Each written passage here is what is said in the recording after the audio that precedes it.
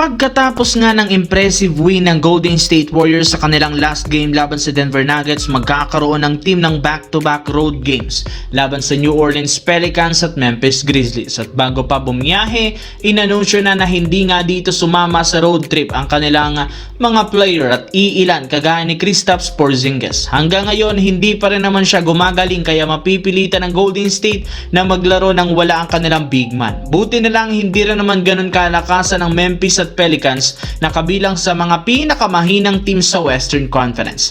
Halos lahat ng player ng Warriors nag-i-step up sa scoring, lalo na ang kanilang big man na si Al Horford na siyang pansamantalang nangunguna sa front court. Kaya mukhang hindi rin naman masyadong magkakaproblema ang Warriors kahit wala man sa kanilang lineup si Kristaps Porzingis at maging si Stephen Curry. Pero kailangan nga nilang maipanalo ang dalawang ito dahil posibleng mahulog sila kapag natalo sa dalawa. Sa kabilang banda, napatunayan na hindi talaga kaya ng Los Angeles Lakers na manalo laban sa pinakamagagaling na contender ngayon sa NBA.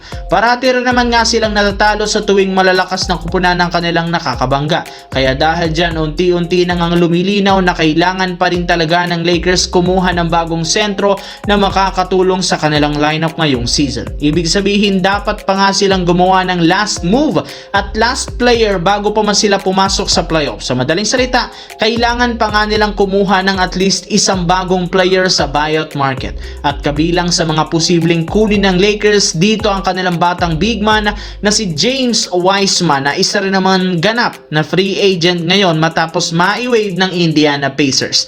Posible nga nila itong bigyan ng 10-day contract sa mga susunod na araw. Since wala rin namang impact ang kinuha nilang bagong player na si Kobe Bufkin, maaari nga pong i-waive na lang ito upang magkaroon ng bakanting pwesto para sa kanilang target na si James Wiseman. Sa kabilang banda, nakabawi na nga po ang New York Knicks mula sa pagkatalo nila sa Detroit Pistons matapos silang magkaroon ng impressive win sa last two games laban sa Houston Rockets at Chicago Bulls. At isa sa mga dahilan ay ang pinakabagong player na si Jose Alvarado.